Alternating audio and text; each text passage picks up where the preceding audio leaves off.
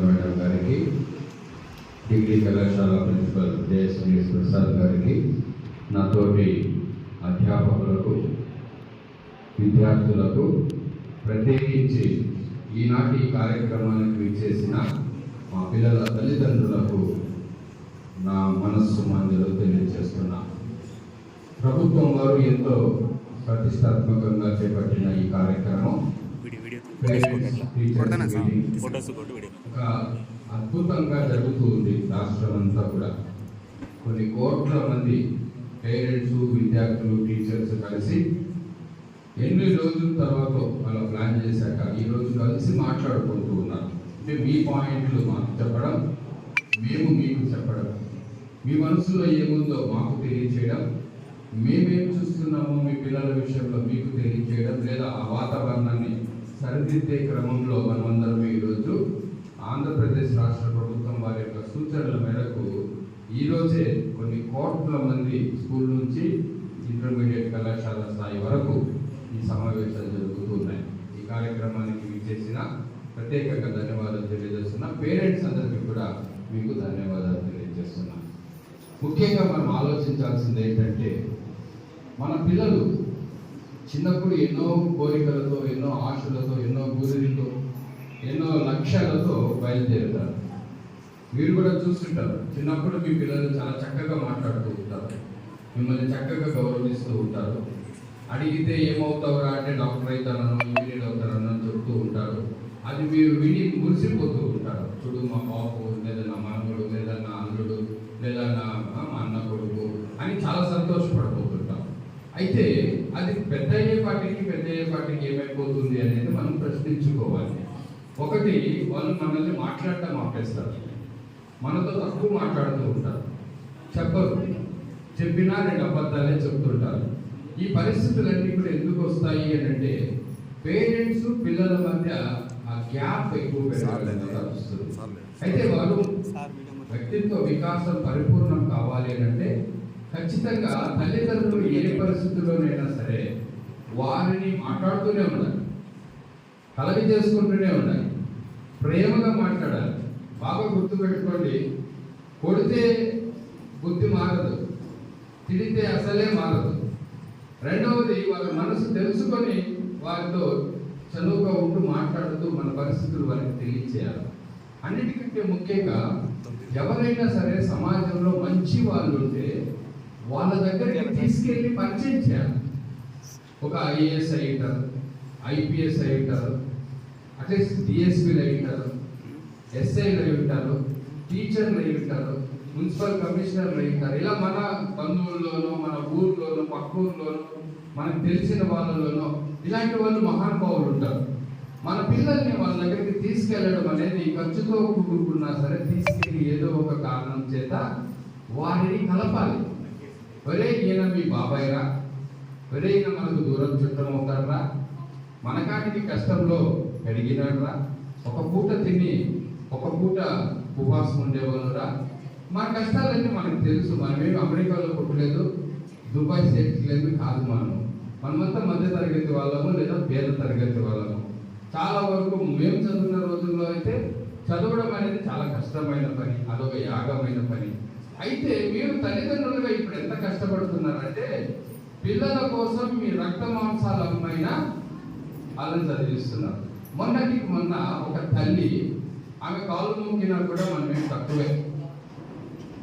పిల్లలు ఆకలితో ఉన్నారని ఎంత ప్రయత్నించిందో అన్నం పెట్టడానికి, ఆమెలో ఎక్కడ దొక్కులు దొరకకపోతే ఆమె ఉన్న ఎంట్రికలు అమ్మేసి అన్నం పెట్టిందంట పిల్లలకి. తల్లిదండ్రులు ఎలా ఆలోచిస్తారు పిల్లల కోసం అనేది ఇది వచ్చిన ఉదాహరణ. ఈ ప్రేమ అనురాగాలు కొనసాగించాలి, దూరం అయిపోకూడదు. వారు పెద్దవాళ్ళు అయి ఉంటారు. ఎంత పెద్దవాళ్ళు అయి ఉంటారు? పేరెంట్స్ కంటే పెద్దవాళ్ళు అయి ఉంటారా? పేరెంట్స్ కంటే పెద్దవాళ్ళు అవుతామా? పిల్లలు మీరు చెప్పండి, నాన్నకంటే పెద్దవాళ్ళు అవుతామా? పెద్దవాళ్ళు అయినాం కానీ అవ్వం కదా ఎప్పటికీ. అయితే వాళ్ళలో తల్లిదండ్రులు ప్రేమించే గుణం ఉంటుంది, గౌరవించే గుణం ఉంటుంది. స్వతహాగా వారికి నేర స్వభావం కలిగిన వారు కాదు. రెండవది, ఒబీడియన్స్ ఉంటుంది. ఎప్పుడు కూడా మన డిసొబీడియన్స్ అంటే మనం చెప్పిన మాట వినకుండా నిర్లక్ష్యం చేసే పిల్లలు కాదు మన పిల్లలు. వాతావరణంలో పెరిగిన పిల్లలందరికీ ఒక మంచి అలవాటు ఏముంటుందంటే తగ్గింపు స్వభావం ఉంటుంది. అయితే వీటిని తల్లిదండ్రులు గుర్తించాలి. అన్నిటికంటే ముఖ్యంగా నేను చెప్పాను కదా, ఇప్పుడు మంచి వాళ్ళతో తీసుకెళ్లి సత్సంగాన్ని వాళ్ళకి అలవాటు చేయాలి. అంటే ఇంకా దానికంటే ముఖ్యమైనది ఏమో తెలుసా, చెడు వాళ్ళతో కలవకుండా చూసుకోవాల. మరి ఇది కష్టమే కదా. మన ఊరు నుండి బయలుదేరుతాడు అబ్బాయి, ఎవరి చదువుకుంటాడు మనకు తెలియదు కదా. అయితే మనవాడు బంగారం అయితే అటుపక్క ఎవరేమైతే ఏముంది, మన పాప మంచిదైతే అటుపక్క ఎవరైతే ఏముంది. ఈ నమ్మకంతో మన పిల్లల్ని నమ్మి పంపించాలి. ఎవరు కూడా చేతులారా వాళ్ళ జీవితాన్ని నాశనం చేసుకోరు. అనుమానిస్తే పిల్లలకి చాలా బాధేస్తుంది. బంధువులు ఉన్నప్పుడు వాళ్ళని తిడితే చాలా చాలా భంగపాటు పడతారు. ఆ వయసులో ఎలా ఉంటుందంటే, ఈ పిల్లలు ఇంటర్మీడియట్లో ఉన్నారు. ఇప్పుడు బాగా చదివి వృద్ధిలోకి వస్తే ఇంటర్మీడియట్ అవుతారు. అట్లా కాకపోతే ఇంటర్లో ఈడియట్ అవుతారు. ఏమవుతారు? బాగా చదివి మంచి మంచి లక్ష్యాలు కలిగి ఉండి ఇంటర్మీడియట్ పాస్ అయిన వాళ్ళు ఏమైపోతారు? ఇంటర్మీడియట్ అవుతారు. అలా అవ్వకపోతే ఏమవుతారు చెప్పండి? ఇంటర్మే ఈడియట్లు అవుతారు. మన పిల్లలు అలాంటి వాళ్ళు కాదు కదా. నాకు తెలిసి ఈ ఎడ్యుకేషన్ కళాశాలలో ఈ 60 ఏళ్ల చరిత్ర కలిగిన ఏకైక రాయలసీమలో కళాశాల మా కళాశాల. ఎట్లా తెలుసు సార్ మీకు అనవచ్చు.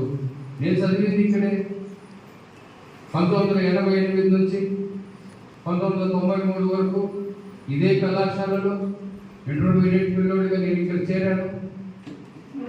డిగ్రీ ఇక్కడే చేరాను, ఇక్కడే పాస్ అయ్యాను. తిరుపతికి పోయి ఎంఏ చదివాను, నంద్యాలకు పోయి ఎంబీఏ చదివాను, అనంతపురం పోయి పిహెచ్డి చేశాను. ఇదే కాలేజీలో 2001 నుంచి ఉన్నాను. 2010లో ప్రిన్సిపల్ అయ్యాను. ఈ రోజు వరకు కూడా ఇదే కళాశాల స్టూడెంట్గా నేను ఈ కళాశాల యొక్క పూర్వ వైభవాన్ని కళ్ళారా చూసినాను. నేను అప్పటే చెప్తున్నా, మా కాలేజీ పిల్లలు ఎవరు కూడా అల్లటప్ప పిల్లలు ఉండరు. అమ్మాయిలు కావచ్చు, అబ్బాయిలు కావచ్చు, ఎవరు అలా ఉండరు. అయితే ఫ్రెండ్షిప్ల వల్ల ఎవరైనా ఒకరిద్దరు ఉంటారు కొద్దిగా స్వభావాలు సరిగా లేని వాళ్ళు. మనం గమనించాల్సింది ఏంటంటే, మన పిల్లలు ఏమైనా పొరపాటున వాళ్ళతో వెళ్తున్నారా? వెళ్తుంటే మాత్రం మొహమాటం పడకండి. వాళ్ళు ఏం చేస్తున్నారో ఖచ్చితంగా కనుక్కోండి. వాళ్ళు ఎవరితో వెళ్తున్నారో కనుక్కోండి. వాళ్ళు రోజు ఫోన్లో ఎవరితో మాట్లాడుతున్నారో నిగ్గు తేల్చండి. ఏం కాదు, పర్వాలేదు. అదేమంటారు కదా, మొక్కై వంగనిది మానయ్య వంగునా అని. మానయ్య వంగించకెళ్తుందా? అదే మొక్క స్థానంలో ఉన్నప్పుడు మనం ఎట్లా కావాలి అట్లా చేసుకోవచ్చు. కానీ పిల్లలు ఎప్పుడు స్వతహాగా వారు ఆ దైవ స్వరూపులే. స్పార్క్ ఆఫ్ డివినిటీ అని అంటారు. మానవుని యొక్క ఏంటిరా సత్యం అని అంటే, మానవత్వం దైవత్వం కలిసి ఉంటాయి. మానవత్వంలో ఆ తత్వం ఇంకేవారికి ఉండదు, ఒక మనుషులకే ఉంటుంది. ఏముంటాయి? రెండు, మానవత్వము దైవత్వం రెండు కలిసి ఉండేది కేవలం మనకే. మిగిలిన జంతువులన్నిటికీ కూడా అలాంటి అవకాశం లేదు. కాబట్టి మనుషుల్లో నుంచే మహనీయులు వస్తారు, మనుషుల్లో నుంచే మహాత్ములు వస్తారు, మనుషుల్లో నుంచే గొప్పవారు వస్తారు తప్ప కొత్తగా పైన నుంచే ముడిపడు. ఎప్పుడు దేవుళ్ళే వచ్చి మనుషుల్ని కాపాడుకుంటారా? దేవుళ్ళు మనుషుల్లో నుంచి మహాత్ముల్ని తయారు చేస్తారు. ఇప్పుడు మన దేశానికి మహాత్మా గాంధీ గారు మహాత్ముడిలాగా వచ్చి స్వతంత్రాన్ని సంపాదించారు. అదేవిధంగా డాక్టర్ బిఆర్ అంబేద్కర్ గారు ఒక మహాయుడిగా వచ్చి రాజ్యాంగాన్ని రాసి పెట్టారు. అలా చెప్పుకుంటూ పోతే 100 సంఖ్యలో మనుష్యుల్లో నుండే గొప్పవారిని దేవుడు తీసుకుంటాడే తప్ప దేవుడు ఎప్పుడు కూడా నేను వస్తాను ఉండు అని చెప్పడు.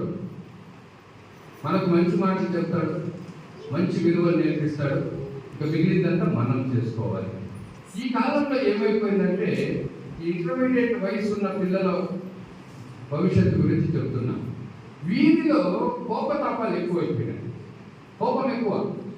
ఇంటర్మీడియట్ ఇంకా 10 పాస్ అయింటాడు ఇంటర్మీడియట్, వాడిని ఏమైనా ఒక్క మాట అంటే ఒప్పుకోలే. అట్లా కాదు, తప్పు. పిల్లలకి అదే చెప్తున్నా, తప్పు. నాన్న దగ్గర బిల్డప్ ఇవ్వకూడదు, హనుమంతుని ముందు కుప్పిగంతులు వేయకూడదు. తండ్రి అంటే భూమి మీద దేవుడు వదిలిపోయిన దేవుడు.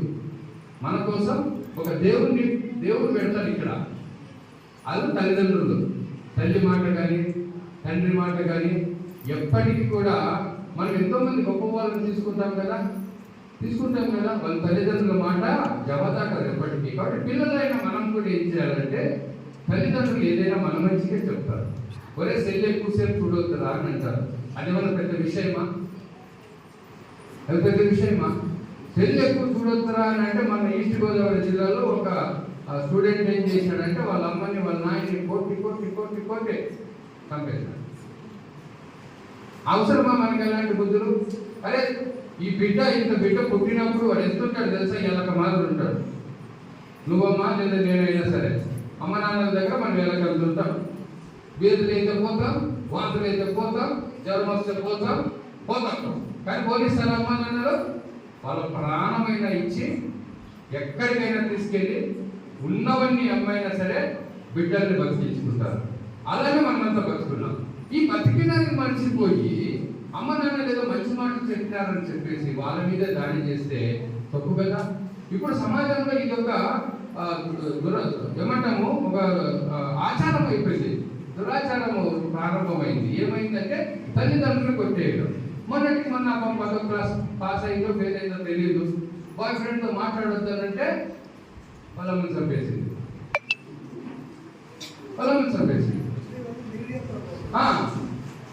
అమ్మాయితో మాట్లాడొద్దానంటే పొలాన్ని చంపేస్తాడు. ఆఖరికి ఎట్లా తయారయ్యారంటే పెళ్లి వయస్సు 18 ఏళ్ళు ప్రభుత్వం నిర్ణయిస్తే పెళ్లి వయసు దాకా కూడా ఊరుకుండేలేదు అమ్మగారికి లేదా అమ్మగారికి. ఐ లవ్ యూ అని చెప్పేసింటారు, ముగిసిపోయిన ఆశ్చర్యంగా. ఐ లవ్ యూ అని చెప్పాల్సింది అమ్మకి, ఐ లవ్ యూ చెప్పాల్సింది నాన్నకి. వాళ్ళకి చెప్పండి, ఎందుకంటే వాళ్ళు మన కోసం జీవిస్తారు, మరణిస్తారు, మొత్తం వదిలేస్తారు. నువ్వు బాగుండాలని చెప్పి నేను ఒక ఇంట్లోని చేసి నువ్వు వాళ్ళని చూసుకోకపోయినా వృద్ధాప్యంలో వాళ్ళని బాగోకు చూడకపోయినా సరే తెలిసైనా సరే నీ కోసం మొత్తం ఇచ్చేస్తారు. ఈరోజు అనాథాశ్రమాల తల్లిదండ్రులు ఎందుకు చేస్తున్నారు చెప్పండి? ఎందుకు చేస్తున్నారంటే సమాజంలో మార్పు చాలా చెడ్డగా వెళ్ళిపోతుంది. కాబట్టి విద్యార్థి దశలో, ముఖ్యంగా ఇంటర్మీడియట్ ఈ దశలో పిల్లలకు మంచి అలవాట్లను రుద్దుతూనే ఉండాలి, చెప్తూనే ఉండాలి. అరే గుడికి పోరా, పై కొడుకొని రాకు, అర్థం చేసుకొని రాకు, నువ్వు నమాజ్ పోయినావా నమాజ్కి? శుక్రవారం ఒకరోజే కాదు, పొద్దున పోయినావా, మధ్యాహ్నం పోయినావా, సాయంత్రం పోయినావా, రాత్రి పోయినావా అంటారు కదా. నమాజ్ ఖాయం రాకు అంటారు కదమ్మా. చెప్పాలా?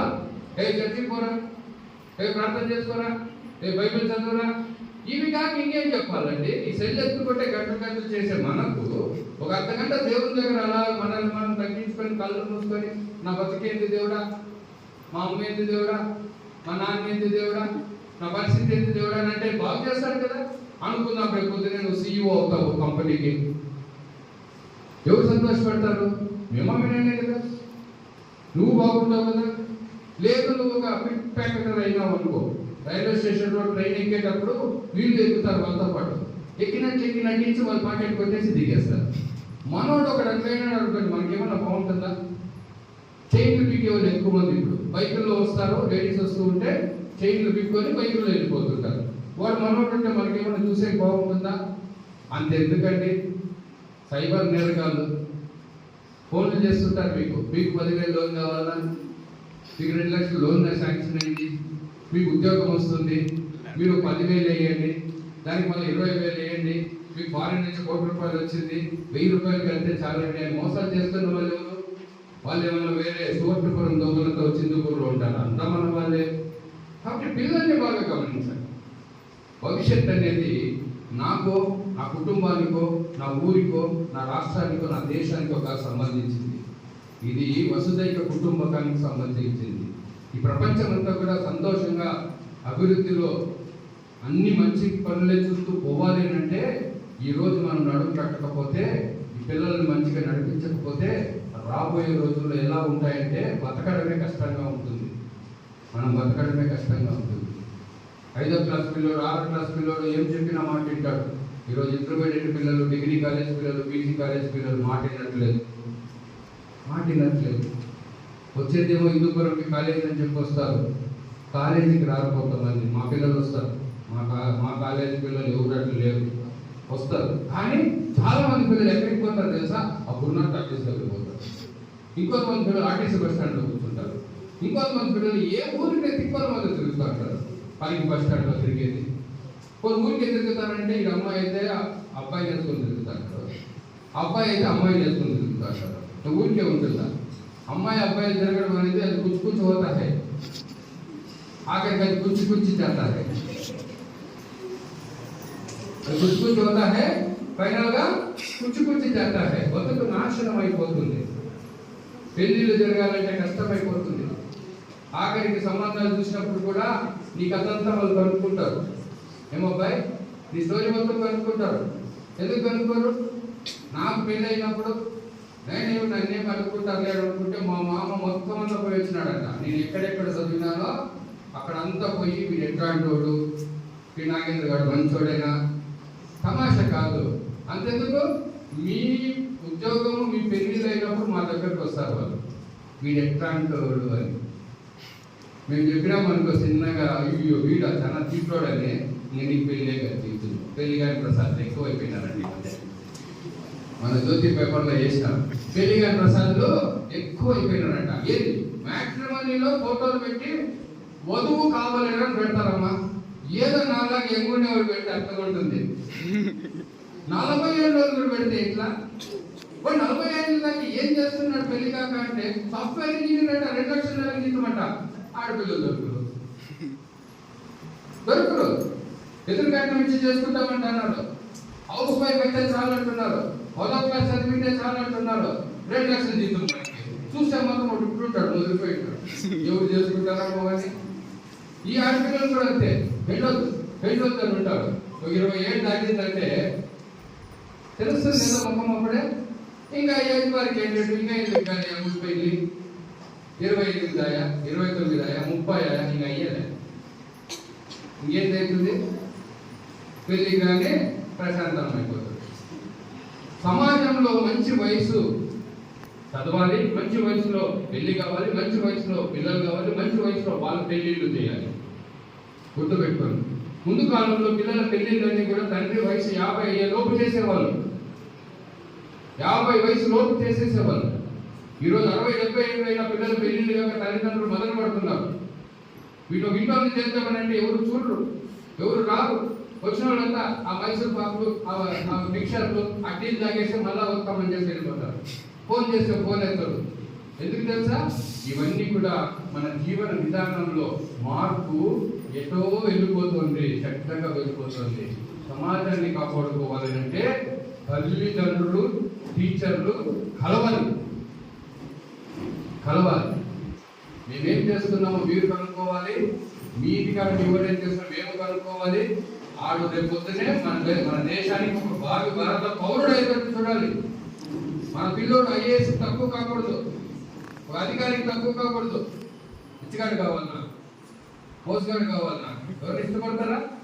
అయితే అధికారే కావాలి, ఆర్డినరీ కాకూడదు. ఏమైనా కష్టపడి ఉంటాం, పడితే మేము వాడు కష్టపడాలన్నా, వాడు సుఖపడాలా, వాడు నలుగురికి ఆధారం కావాలా, 40 మంది కుటుంబాలకు ఆదర్శం కావాలా, దేశం వారి గురించి గొప్పగా చెప్పాలా. అట్లా తయారు చేయండి పిల్లల్ని. చిన్నప్పుడే వాళ్ళని మంచి మార్గంలో నడిపించాలి. తప్పు జరిగి నేను తెలిస్తే సహించొద్దు.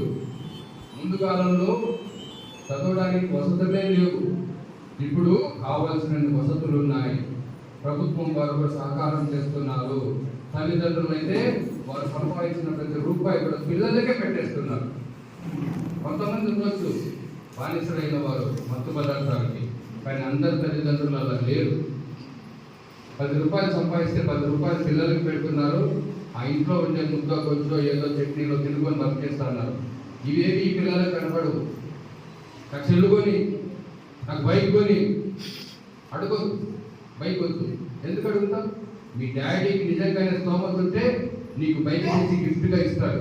అప్పుడు ఐ లవ్ యూ డాడీ అని ఒక ముద్దు పెట్టి, ఇది లే ఎవరికి చెప్తాం ఐ లవ్ యూ తిరుగుతూ అంటాడు. కొంచెం ఐ లవ్ యూ అంటాడు. కోరా అంటే okay no problem, okay I love you అంటాడు. కాస్త కొట్టాలంటే ఓకే నో ప్రాబ్లం. ఏందో మరి సత్యేయ గొడవ లేదు, సత్యేయ బాధ లేదు అన్నట్టు తిరుగుతూ అంటారు. అట్టుండకూడదు. ఎట్టుండాలంటే ఒక దేశమే నిన్ను చూసి గర్వించాలా, అట్లా తయారు కావాలా. ఒక 20 ఏళ్ళు ఒక యాగంలాగా తీసుకొని మీరు చదివారంటే ఒక 5 ఏళ్ళకి మీరు చదవడం ప్రారంభిస్తారు కదా పిల్లలు. అక్కడి నుంచి 20 ఏళ్ళు కష్టపడ్డారంటే అక్కడి నుంచి ఉన్న 60 ఏళ్ళు రాజు మీరు. 40 ఏళ్ళు పని చేస్తారు, తర్వాత రిటైర్ అయినాక 20 ఏళ్ళు ఈసం వెళ్ళేసి బతుకొచ్చు. అలా ఉండాలి. కానీ పెళ్ళైనా పోయి అమ్మ నాన్నల దగ్గర 10,000, పండుగ వస్తాను 5,000, హాస్పిటల్కి పోయి 500. ఏం చేస్తావు నువ్వు? నీ మొగుడు సంపాదించిందంత డబ్బాల్లో పెట్టే నాకు సిగ్గురా. పెళ్ళి లేని తర్వాత తల్లిదండ్రులు అడగొచ్చిన, అమ్మ తీసుకో ఈ ₹1,00,000 తీసుకో, కమ్మలు కొనుక్కో, డాడీ ఈ ₹1,00,000 తీసుకో, ఒక బైక్ కొనుక్కో అని చెప్పాల్సింది పోయి వచ్చేటప్పుడు తల్లిదండ్రులను పీడించుకొని తినే పరిస్థితి మనకొద్దు. 25 వయసు వచ్చేపాటికి మన కాళ్ళ మీద నిలబడాలి. వేరే వాళ్ళ కాళ్ళ మీద నిలబడతామా? వాళ్ళ కాళ్ళ మీద నిలబడతారు, కానీ అడగ తింటా ఉంటారు. ఆఖరికి పెళ్ళాము కూడా అడుగు తింటారు. సార్ ఏమి దాచిపెట్టుకుంటే నీగా వచ్చే నెల ఒకటి వేసి ఇస్తాను అంటారు. వీడు వేసేది లేదు, ఇచ్చేది లేదు. వీడు తగులుబాటు అయిపోతారు. భార్యలు చాలా మంది ఆడవాళ్ళు అలాగే అనుభవిస్తూ ఉంటారు. ఆ భర్తలు చూపిస్తున్న నరకము, వాళ్ళు చేస్తున్న వృధా డబ్బు ఏదైతే వేస్ట్ చేస్తారో అది వాళ్ళకి తెలుసు. లేడీస్ పిల్లలకు అన్నం పెడదామని చెప్పి డబ్బు పెట్టుకుంటే వీళ్ళు తాగడానికి ఎత్తుకెళ్ళిపోతాడు. అలాంటి భర్తలు లేకే కాదు, అలాంటి తల్లిదండ్రులు లేకే కాదు. అయితే ఇంటర్మీడియట్లో ఆబ్జెక్టివ్ ఏంటంటే, ఒక మనిషి 15 సంవత్సరాల నుంచి 16, 17, 18, 19కి వెళ్తున్నాడంటే భయంకరమైన టీనేజ్లోకి వెళ్తున్నారని అర్థం. ప్రమాదకరమైన టీనేజ్లోకి వెళ్తున్నారని అర్థం. ఇది చాలా ప్రమాదకరమైన టీనేజ్. ఇక్కడే లేనిపోని కోరికలు వస్తాయి, లేనిపోని ఆలోచనలు వస్తాయి, లేనిపోని కోపాలు వస్తాయి. అయినా బలైపోకూడదు. మన బాడీలో వచ్చే మార్పులకు మనం బలైపోకూడదు. ప్యూబర్టీ అని అంటారు దాన్ని. అడోలసెన్స్ అన్నమాట. వీళ్ళందరూ పెద్దవాళ్ళు అవుతారు. ఆ వయసులో మార్పు చేసి నేరస్తులుగా మిగిలిపోతారు. కాబట్టి ఏ వయసులో మనం కంట్రోల్ చేయాలనంటే ఈ టీనేజ్లో మొత్తం మీద కంట్రోల్లో ఉండాలి. 19 వరకు టీనేజ్, 13 నుంచి అంతేనా? ఈ 13 నుంచి 19లోనే కదా వీళ్ళు మార్పు చెందుతారు.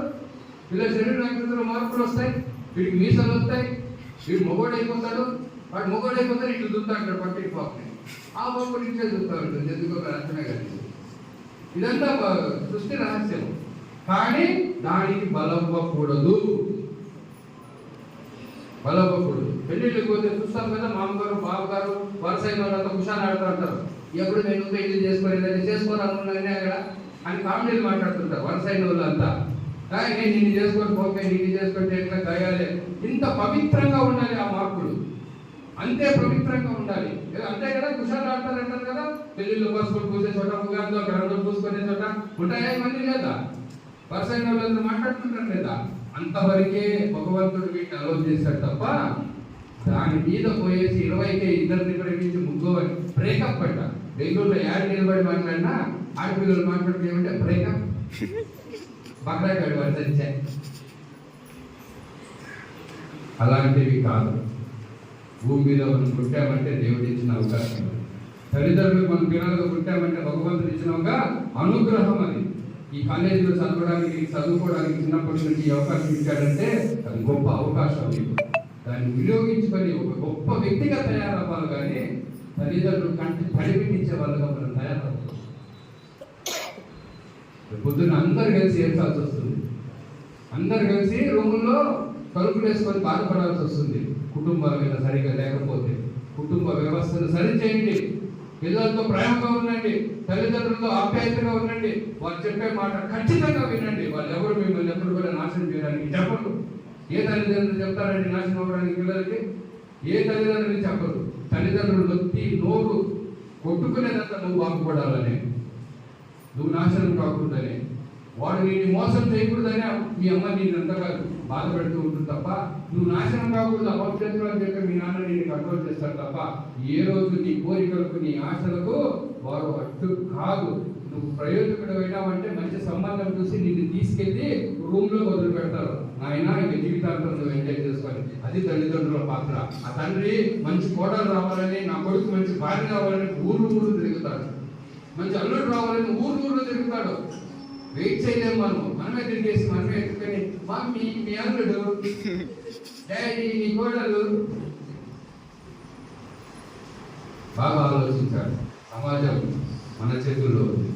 ఈ దేశం ఎంత మంచిదంటే సంస్కృతి సాంప్రదాయాలకు ఈ దేశానికి మించిన దేశం ప్రపంచంలో ఒకటి లేదు. దీని తర్వాత ఏ దేశమైనా ఈ దేశంలో పుట్టి కూడా మనం ఈ విధంగా నిర్వీర్యమైపోతున్నామని అంటే మనల్ని మనం ప్రశ్నించుకోవాలి. విద్యార్థులుగా, తల్లిదండ్రులుగా, అధ్యాపకులుగా, విద్యా వ్యవస్థలో పెద్దవాళ్ళుగా మనమందరం కూడా ఫెయిల్ అయితేనే అలాంటి అవాంతరాలు జరుగుతాయి తప్ప ఎప్పటికీ కూడా అలాంటివి జరగకూడదని భగవంతుని కోరుకుంటూ ఈ కార్యక్రమం ఇచ్చేసిన పిల్లలకి, తల్లిదండ్రులకు కూడా చేతులెత్తి మొక్కుతున్నా, మన సంస్కృతి సాంప్రదాయాలను కాపాడుకోండి. మన సంస్కృతి సాంప్రదాయాలను కాపాడుకోండి. పెద్దలను గౌరవించండి. మంచి మాటలు చెప్పే వాళ్ళను బ్రతకనివ్వండి. చెప్పినప్పుడు వినండి. మీకు ఇష్టం ఉంటే పాటించండి. కానీ ముఖం మీద పెద్దవాళ్ళని ఎప్పుడు కూడా నిర్లక్ష్యం చేయవద్దండి. మంచి చెబితే తీసుకోండి, చెడు చెప్తే మానేయండి. పెద్దవాళ్ళు పెద్దవాళ్ళే, పిల్లలు పిల్లలే, గురువులు గురువులే, విద్యార్థులు విద్యార్థులే. ఈ విధంగా మనం ముందుకు వెళ్ళాలని తెలియజేస్తూ మిమ్మల్ని అందరినీ మనసారా అభినందిస్తూ పిల్లల్ని ఆశీర్వదిస్తూ ఈ ప్రసంగం ముగిస్తున్నాం.